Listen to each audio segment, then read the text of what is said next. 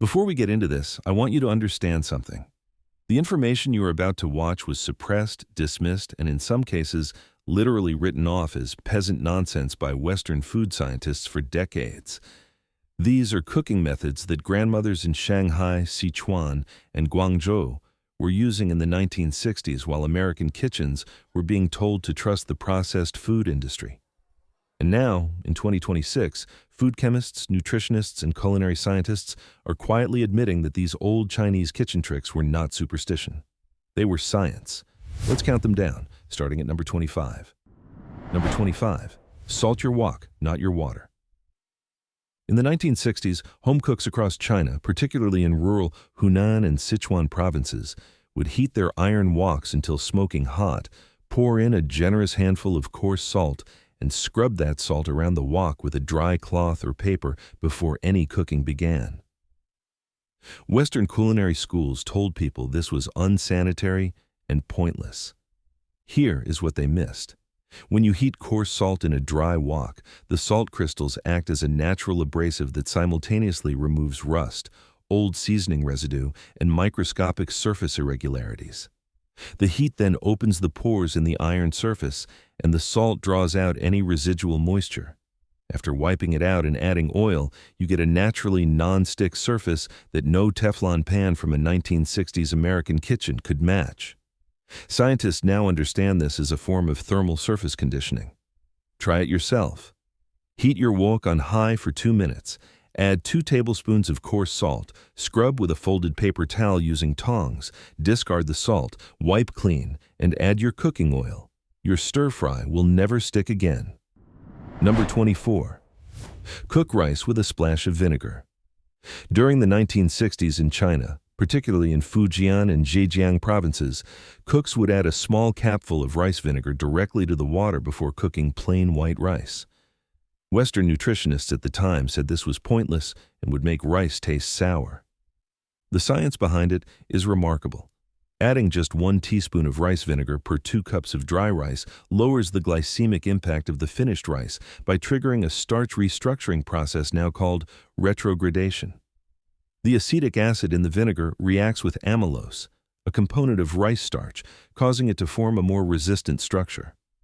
Modern nutrition researchers have confirmed that this method reduces blood sugar spikes significantly. The rice does not taste sour at all. Add 1 teaspoon of rice vinegar to your rice cooker along with your usual water ratio. The result is fluffier rice that holds together better and is gentler on your blood sugar. Number 23. Soak meat in green tea before cooking. In 1960s Hangzhou, which is the birthplace of Longjing green tea, home cooks would submerge raw pork and duck in cooled brewed green tea for 30 minutes to 2 hours before cooking. Western chefs dismiss this as folklore. Modern food chemistry explains exactly why it works. Green tea contains tannins and polyphenols that denature surface proteins on meat, creating a barrier that retains internal moisture during high-heat cooking. The catechins in green tea also neutralize many of the odor compounds in pork and poultry that Americans often mask with heavy spices. Brew a strong cup of green tea, let it cool completely, and soak your chicken thighs or pork shoulder in it for at least 45 minutes before cooking as you normally would. The meat will be noticeably juicier with a cleaner flavor. Number 22. Use cold water to stop the boil, not a lid. Across northern China in the 1960s, cooks making dumplings and noodles in boiling water would add a small cup of cold water to the pot each time the water rose to a vigorous boil, a technique repeated 2 or 3 times. American cooking guides at the time said this was inefficient and extended cooking time unnecessarily. The science is elegant. When pasta or dumplings are subjected to a rolling boil the entire time, the outside surface overcooks and turns gummy before the interior is done. Adding cold water momentarily calms the boil, allowing heat to distribute more evenly through the dough from outside to inside. This is now validated by food physics research on differential heat transfer in starchy foods. Add 1/4 cup of cold water each time your dumpling pot reaches a furious boil. Repeat twice. Your dumplings will cook evenly through without becoming soft and bloated on the outside. Number 21. Rub ginger directly on the wok before cooking fish. In coastal Guangdong and Fujian provinces during the 1960s, cooks would cut a thick slice of fresh ginger and rub it vigorously across the entire interior surface of a hot wok before adding any oil or fish. Western cooking manuals called this decorative and unnecessary. What it actually does is apply a thin layer of gingerols and shogols, the active compounds in ginger, directly to the metal surface. These compounds are natural surfactants that reduce the adhesion of fish proteins to the pan. Fish proteins bond aggressively to hot metal, which is why fish sticks so horribly when cooking. The ginger creates a chemical barrier between the protein and the iron. Heat your wok until just smoking, then rub a halved piece of ginger across the surface for about 20 seconds before adding oil. Your fish fillets and whole fish will release cleanly and flip without tearing. Number 20. Cook with the lid barely cracked, not sealed or fully open. In 1960s Beijing households, cooks braising pork belly and red-cooked meats would leave the wok lid deliberately cracked at a small angle rather than sealing it completely. American home economics guides of the era insisted that braising required a tight seal. The partially open lid creates a specific humidity environment inside the pot where steam can escape at a controlled rate, preventing the buildup of excessive pressure that toughens muscle fibers in meat. A fully sealed lid traps too much steam, creating pressure that causes proteins to contract and seize. A fully open vessel loses too much liquid. The slight crack creates what food scientists now describe as a partial convection zone that tenderizes collagen into gelatin more efficiently. When braising any tough cut of meat, leave your lid open by about ½ an inch. You will get more tender results in less time with a richer, more concentrated sauce. Number 19. Add a raw egg white to ground meat before mixing. During the 1960s in Shanghai and Cantonese kitchens, cooks preparing pork meatballs, wontons, and meat fillings would thoroughly mix in 1 raw egg white per pound of ground meat before adding any other seasoning. American chefs at the time said egg whites would make meatballs rubbery. The opposite is true when done correctly. Egg white proteins, specifically ovalbumin and ovomucin, form a network of elastic bonds throughout the ground meat mixture when worked in before cooking. This network traps moisture and fat during heat application, preventing the contraction that causes meatballs to become dry and crumbly. Modern food science identifies this as protein cross-linking that mimics connective tissue function. Mix 1 egg white per pound of ground pork into your meatball mixture before adding salt, ginger, and scallions. The result is a juicy, bouncy meatball with a texture that holds together without any breadcrumbs needed. Number 18. Blanch garlic before using it raw. In 1960s Sichuan cooking, particularly for cold dishes and sauces, cooks would briefly drop whole peeled garlic cloves into boiling water for exactly 30 seconds, then shock them in cold water before crushing or mincing them. Western nutritionists told people raw garlic was always superior. Blanching garlic for 30 seconds destroys the enzyme allinase that creates the harsh, aggressive sulfur compounds responsible for garlic breath and the bitter aftertaste that many Americans find off-putting in Chinese cold dishes. Crucially, the blanching does not destroy allicin, which is the beneficial antimicrobial and cardiovascular compound, because allicin has already formed on contact with air and remains stable. You get all the health benefits of garlic with a smoother, rounder flavor. Blanch your garlic cloves for 30 seconds, shock in ice water, then proceed with crushing or mincing as normal for dressings, dipping sauces, and cold noodle dishes. Number 17. Season oil, not food. In 1960s, Cantonese and Shanghainese home kitchens, cooks would heat oil in the wok and add aromatics like ginger slices, scallion whites, and dried chili directly to the cold or warm oil before it reached cooking temperature, allowing them to slowly infuse before removing them. American cooking methods of the era said to always add ingredients to hot oil. The gradual infusion method extracts fat-soluble flavor compounds from aromatics far more completely than high-heat flash cooking does. When ginger and scallion are slowly brought up in temperature with the oil, their essential oils and terpene compounds fully dissolve into the cooking fat, flavoring every single ingredient that touches that oil afterward. Heat your wok, add oil, then add your ginger slices and scallion pieces to the cold oil. Bring everything up to medium heat. Wait until you see gentle sizzling and golden edges. Then remove the aromatics and proceed with your stir-fry. Every dish tastes like it came from a restaurant kitchen. Number 16. Dissolve salt in alcohol before adding to marinades. In 1960s northern Chinese home cooking, particularly in dishes using Shaoxing rice wine, cooks would mix their salt directly into the Shaoxing wine before combining it with the rest of the marinade for pork and chicken. Western marinade recipes instructed people to mix salt with the meat first. Salt dissolved in alcohol penetrates muscle tissue at a dramatically faster and more even rate than salt applied directly to meat surfaces. Ethanol, the alcohol in Shaoxing wine, temporarily loosens the tight protein structure of muscle fibers, creating channels through which the dissolved salt can travel deeper into the flesh within 15 minutes rather than the 2 hours needed for dry salting. You can use dry sherry if Shaoxing wine is unavailable. Dissolve your salt in 2 tablespoons of Shaoxing wine first, then combine with soy sauce and other marinade ingredients. 30-minute marinades will taste like they soaked overnight. Number 15. Cook tofu in salted water before frying. In 1960s, Hunan and Guangdong kitchens, cooks would simmer firm tofu blocks in heavily salted water for 10 to 15 minutes before any frying or braising occurred. Western cooks at the time said this was redundant since tofu was already cooked during production. Simmering tofu in salted water accomplishes 2 critical things simultaneously. The salt draws excess water out of the tofu's interior through osmosis, creating a firmer, denser texture that fries without splattering and holds its shape in braises. Simultaneously, the heat causes the protein matrix inside the tofu to tighten and reorganize into a more coherent structure. Modern food scientists describe this as secondary protein coagulation. Simmer your firm tofu in water with 1 tablespoon of salt per quart for 12 minutes, then drain and pat dry before frying. You will get golden, crispy tofu every time with none of the dangerous oil splatter. Number 14.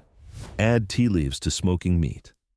Long before Western barbecue pitmasters began experimenting with tea smoking, cooks in 1960s, Yunnan and Sichuan were lining wok bottoms with a mixture of dry rice, brown sugar, and black or oolong tea leaves, then placing meat on a rack above it and sealing the wok with a lid to smoke it briefly over high heat. Western food scientists initially dismissed this as producing inferior flavor compared to wood smoke. Tea smoke contains a specific class of aromatic compounds called catechin-derived pyrolysis products that are distinctly different from wood smoke compounds. These molecules bind to meat proteins through different chemical pathways, creating flavor notes that are simultaneously smoky, floral, and slightly sweet. This is now recognized as a genuine and scientifically distinct smoking method. Line your wok with foil, add 2 tablespoons each of dry rice, brown sugar, and tea leaves. Place a rack inside, arrange chicken or duck pieces on the rack, seal tightly with a lid, and smoke on high heat for 10 to 15 minutes. Number 13. Rest cooked rice uncovered before serving. In 1960s, Chinese household cooking from Shanghai to Chengdu, cooks would switch off the heat under the rice pot and remove the lid completely for exactly 5 minutes before serving. American home cooks were taught to keep rice covered and resting with steam trapped inside. Removing the lid allows surface moisture that is accumulated as condensation on the lid to evaporate rather than dripping back onto the rice surface. This condensation is what creates wet, mushy top layers in rice. The 5-minute uncovered rest also allows the internal moisture to redistribute evenly through the rice grain structure, a process that requires ambient air exchange to work properly. The result is rice, where every grain is distinct, dry on the surface, and fully cooked through. After cooking, remove the lid, turn off heat, and wait 5 minutes before fluffing and serving. Your rice will have that perfect restaurant-quality grain separation. Number 12. Smash, do not mince, ginger for soups and broths. Throughout the 1960s in Chinese home kitchens from Guangzhou to Xi'an, cooks preparing bone broths and soups would use the flat side of a cleaver to smash whole ginger pieces flat before dropping them into the pot whole. Western recipes instructed people to slice or mince ginger for maximum surface area and therefore maximum flavor. Smashing ginger rather than cutting it ruptures the internal cell walls in a completely different way than a blade does. A blade creates clean cuts that limit the surface area, releasing essential oils. Smashing crushes cell walls across a much larger area simultaneously, releasing far more volatile aromatic oils and gingerol compounds directly into the broth. The large intact pieces also remove easily at the end. Lay your ginger piece on a cutting board and strike it firmly 3 times with the flat side of a heavy knife or cleaver. Drop the smashed pieces into your broth and you will taste a dramatic difference in depth. Number 11. Fry rice in fat before adding water to cook it. In 1960s, households across Guangdong and Fujian provinces, cooks preparing plain everyday rice would first toast the dry, uncooked rice in a small amount of lard or cooking oil in the pot for 2 to 3 minutes before adding water to boil it. Western nutritionists of the era condemned adding fat to rice as unnecessary calories. Coating raw rice grains in fat before cooking does something fascinating at a molecular level. The fat creates a thin, hydrophobic coating around each grain that controls how quickly water is absorbed during cooking. This slower, more controlled hydration produces rice where each grain remains distinct and separate rather than clumping, because the starch granules on the exterior of each grain are stabilized by the fat coating before they can swell and fuse with neighboring grains. Heat 1 teaspoon of any neutral oil in your pot, add dry rice, stir for 2 minutes over medium heat, then add your water and cook normally. The texture difference is astonishing. Number 10. Use the soaking water from dried mushrooms. In 1960s, Chinese kitchens throughout every province, cooks soaking dried shiitake mushrooms for dishes would never discard the dark brown water left behind after the mushrooms had rehydrated. Western cooking guides of the era routinely told cooks to throw this liquid away because it appeared dirty. The soaking liquid from dried shiitake mushrooms contains an extraordinary concentration of glutamates, guanolates, and other umami compounds that have leached out of the mushroom tissue during the rehydration process. Guanylate, specifically GMP, is one of the most powerful natural umami amplifiers known to food science and synergizes multiplicatively with glutamates from soy sauce, dramatically boosting overall savory depth.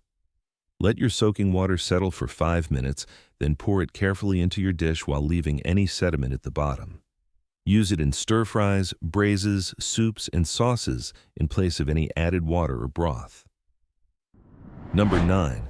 Add starch before adding salt to vegetables.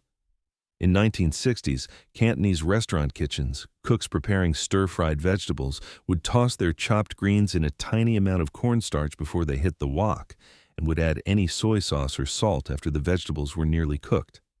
Western stir-fry instructions told people to season vegetables with salt before cooking.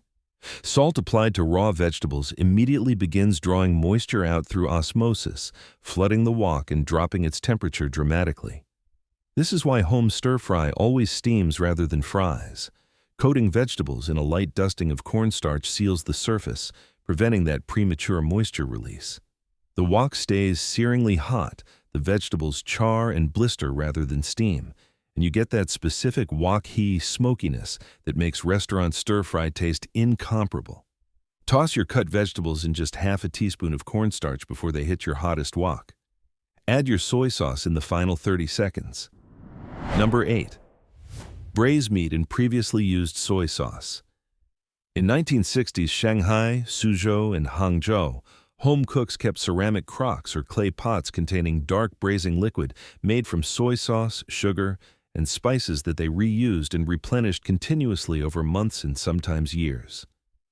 This practice was labeled unsanitary and dangerous by Western food safety authorities who entered China after diplomatic openings in the early 1970s. Each time this master sauce, called lu shui in Mandarin, is used to braise meat, proteins, fats, and Maillard reaction compounds from the meat migrate into the sauce and build in concentration. Amino acids accumulate. Sugars caramelize at progressively lower temperatures because of the existing acid and salt content. The result is a braising liquid of enormous complexity that no fresh batch of soy sauce can replicate. The high salt content actually prevents harmful bacterial growth. Replenish your braising liquid after each use with fresh soy sauce, a touch of sugar, and spices. Refrigerate between uses and bring to a full boil before each braising session. Number 7. Steam fish with the sauce added only after cooking. In 1960s Guangdong, particularly in Hong Kong and Guangzhou, the canonical method for whole steamed fish involved steaming the fish completely plain, with only ginger and scallion inside, then discarding the steaming liquid, and only then pouring hot seasoned soy sauce over the fish at the table. Western recipes of the era added sauce before or during cooking. Steaming fish with sauce on top creates a coating that restricts steam from penetrating the skin evenly. The sugars in soy sauce also begin to denature surface proteins on the fish skin prematurely, creating a tough, unappealing outer layer. Discarding the steaming liquid is equally critical because that liquid contains fishy odor compounds that have been released during cooking. The flash of hot oil and fresh soy sauce added after creates an aromatic infusion that is distinct from cooked sauce. Steam your fish plain over high heat for 8 to 10 minutes. Discard the liquid. Pour fresh soy sauce mixed with a pinch of sugar over it, then immediately pour smoking hot oil on top. Number 6. Blanch meat before the actual cooking begins. In 1960s, Chinese household cooking throughout the country, cooks preparing pork ribs, beef bones, and whole chicken for any braised or souped preparation, would submerge the raw meat in cold water, bring it to a boil for 3 to 5 minutes, then drain and rinse the meat under cold water before beginning the actual recipe. Western cooking guides told people this was wasteful and destroyed flavor. This blanching step draws out blood, bone marrow residue, excess myoglobin, and coagulated proteins that would otherwise cloud your broth, produce off flavors, and create the gray foam that home cooks spend time skimming. By eliminating these compounds before the main cooking, you get a cleaner tasting, clearer broth without losing any of the actual flavor because muscle protein and collagen, which provide the real depth, remain fully intact. Start all braised and souped meats in cold water. Boil 3 minutes, drain, rinse under cold water, then begin your actual recipe with clean meat. Number 5. Use sugar to control soy sauce bitterness. In 1960s Shanghainese cooking, where sweet and savory combinations are a cultural cornerstone, cooks would always add a specific ratio of sugar to soy sauce in every braised and stir-fried dish, with roughly 1 part sugar for every 3 parts soy sauce. American cooks of the era thought this made Chinese food too sweet. Soy sauce contains significant concentrations of bitter compounds, particularly certain peptides and oxidation products that develop during fermentation. Sugar does not simply add sweetness. Sucrose molecules directly block specific bitter taste receptors on the human tongue, a phenomenon called bitter masking. This is why restaurant Chinese food tastes more complex and palatable than home attempts that use soy sauce alone. The sugar is suppressing an unpleasant dimension of the soy sauce rather than adding a sweet one. Add 1 teaspoon of sugar for every tablespoon of soy sauce in your stir-fry and braising recipes. You will notice an immediate improvement in flavor balance. Number 4. Marinate with baking soda for tenderizing. In 1960s Cantonese restaurants across Guangdong Province and in overseas Chinese communities in San Francisco and New York, professional cooks would add a 1/4 teaspoon of baking soda per pound of beef or pork to any marinade, let it rest for 15 minutes, then rinse it thoroughly before cooking. When the FDA and food safety educators encountered this practice in the 1970s, they warned against adding baking soda to meat. Baking soda is a strongly alkaline substance with a pH around 8 to 9. When applied to meat, it raises the surface pH dramatically, which disrupts the ionic bonds between muscle protein filaments. High pH prevents proteins from forming tight crosslinks during cooking, the exact mechanism that makes meat tough and chewy. The meat remains tender at high temperatures. This is now a validated culinary technique used in Western restaurant kitchens under the name velveting. Mix a 1/4 teaspoon of baking soda with your beef. Let it sit 15 minutes, rinse completely, then proceed with your recipe. Number 3. Cool food to room temperature before refrigerating, covered with a cloth. In 1960s, Chinese households where mechanical refrigeration was rare and then gradually became available. Cooks always allowed cooked food to cool to room temperature covered with a clean, breathable cloth rather than sealing it in containers. When Western refrigeration practices entered China with modernization, food safety authorities instructed families to seal food and refrigerate it immediately. Placing hot sealed food in a refrigerator creates a significant temperature differential that causes condensation inside the container. This condensation drips back onto the food surface, creating a wet, high-humidity microenvironment that dramatically accelerates bacterial growth even at refrigerator temperatures. A breathable cloth cover allows steam to escape as food cools, preventing condensation accumulation. Modern food microbiology research has confirmed that food cooled to under 70 degrees Fahrenheit within 2 hours using this method is microbiologically safe and maintains superior texture when reheated.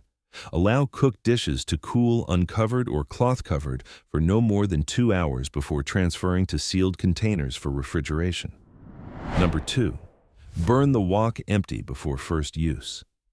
Before the first use of any new iron wok in 1960s, Chinese kitchens from Beijing to Chengdu, cooks would place the bare wok over the highest possible flame and heat it completely empty until the entire interior surface turned from its original gray metallic color to a deep blue and then to a matte black.